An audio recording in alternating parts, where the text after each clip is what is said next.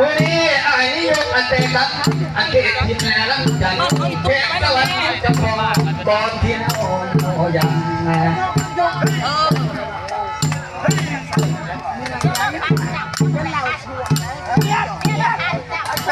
ใส่ใจพร้อมตั้งน้ำมาก่อน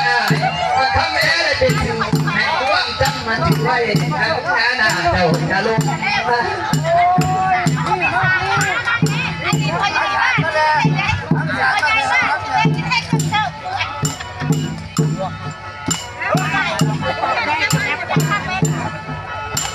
ว่าเอ้ยบ้านอายุอันสูงสุดมันทุกเขตลำสิ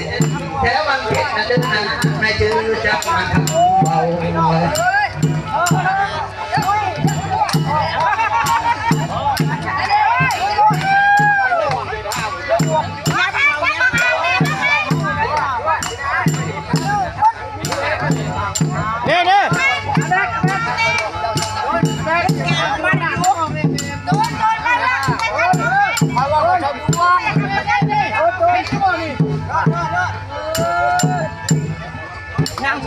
มาได้เราไหลนี้มานะ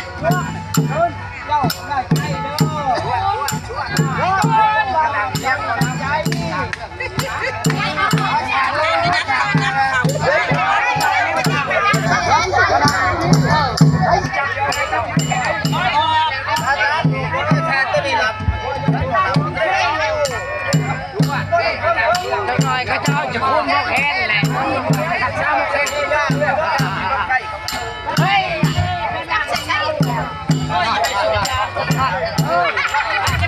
ว่าเอ้ยน้องมาทางมาทางว่าไอ้นี่เนี่ยก็น้องซ้อนอาสาบ่ดวงเลยบ่เคยลิงหักลิงอันไหนเด้ผู้ใดเนี่ยวิเราเขาเงินเชียวเขาเนี่ยไม่กินเงินกูพอแล้วจะไม่กินเงิน ว่าเอ้ยซ้อนรักเนี่ยของอ้ายอันยังเป็นลูกสาวอื่นพ่อได้อื่นตั้งแต่สู้อันนี้อ้ายผม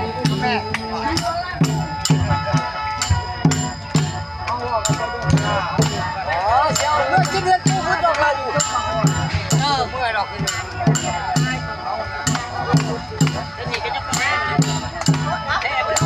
ว่าเอ้ยขันร้องนะมันขึ้นรอ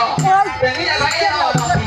เป็นนี่อะไรเดล่ะเนาะเป็นนี่อาเนี่ยใครเนี่ย เราไม่กินเงินกูดอกนี่เชิญสุขเราเนี่ยกินเบิดดอก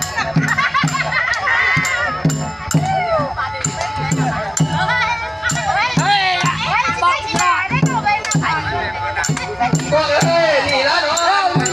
พวกที่ใจดีพวกมักนี่พวกนี้มักเป็นการไม่รอที่ควงเกี่ยวกับเขาเบิดแล้วเขายังไปชื่อเขายังไปชื่อเที่ยวเรียบร้อยเจ้าได้จะรอว่าให้เรียบร้อยว่าเอ้ยน้องผัดมาปอยที่หัวดมหูนี่แต่หูเขาได้ยินบ่ดูนี่ตั้งไงบ้างบอกว่าเอา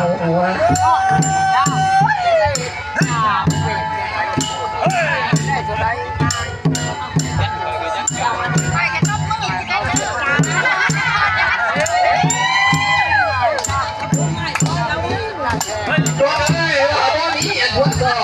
อันขี้นั่งมาลาตัวมาเลย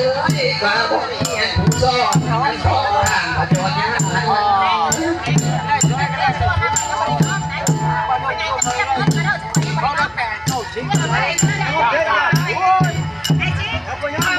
ัวเอ้ยขันบ่มีอันซ้อนซ้อนบางเอาสีสัมมาลาว่าบ่มีอันผู้พันบางเอาเรามันเบิดเดี๋ยวนะเรามึงจะไปกินอะไรนั่นเป็นเราไปแล้วเอาอย่างนั้นลงชิมโอ้เรื่องมือเรื่องเป่าแค่ละเช้าแล้วมึงเป่าเป็นกูจะเป่านี่สามเป่าโล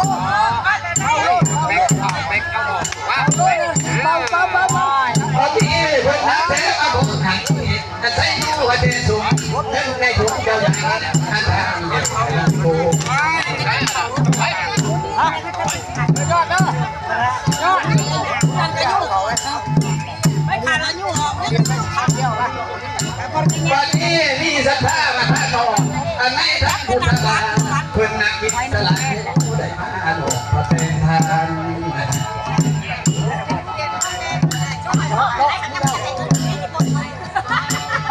ช่คำมาค้าได้เห็นแล้วรู้มันสิได้กินเกี่ยง ความสำคัญเลยส่งผู้เอาไทยกูผลิตเองกองทุนกูไปได้เพิ่นเอา บอกว่านี่จะฆ่าน้ำเดียวนี่จำนวน10,000สาธุเถิดร้อยสมมาพระโมเจ้า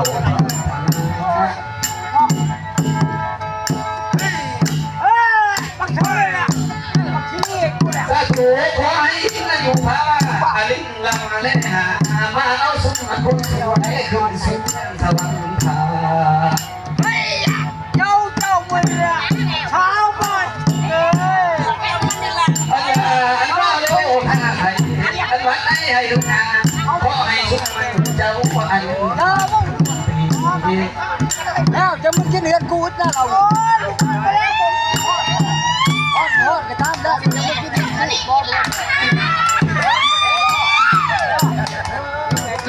บางทีเราสีเดียวเอาเฝ้าแก่ได้สาวแก่เป็นสาวคือโมหินพอเป็นหา เฮ้ยเอ้าลูกก็ให้รถก็ได้เงินให้บาทกับาทแต่ว่าเราหาเงินก่อนเล่นเล่นเนี่ยผมอยากมาเบิ่งเด้อ เพราะว่าไปแล้วอันเสียแล้วทั้งหลายถึงเลือดจะหายขอพ่อแต่ยังไม่หน่อยลงพ่อ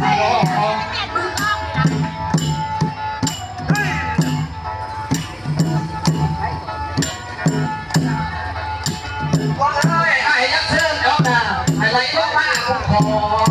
แม่หอมมากหัวหน้าเขาหันก็สุดตาเอาปีนี้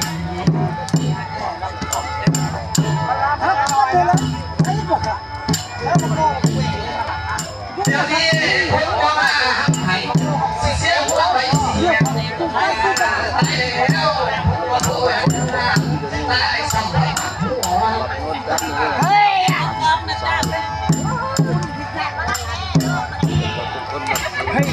ใช่เลยจังไงนั่งนะกว่าเลยไปใช่ไหมกูจะนั่งก็นั่งในก้นบ้าถ้ามึงบอกเบากูจะเบาแทน มาเลยขันรักษาใจหายขันรับตัวในห้องไอ้ยังไงก็จะตั้งเนี่ยทั้งในทั้งนอกจ้า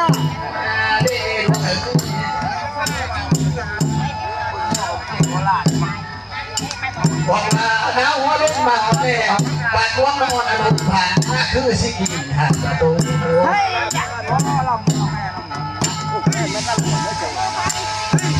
เวทจะเข้าหามึงไปไหนมาโทรเขาไปไหนมา ก็เลยฟังสัญญาศิลาลุกไว้ก่อนก็ให้แก่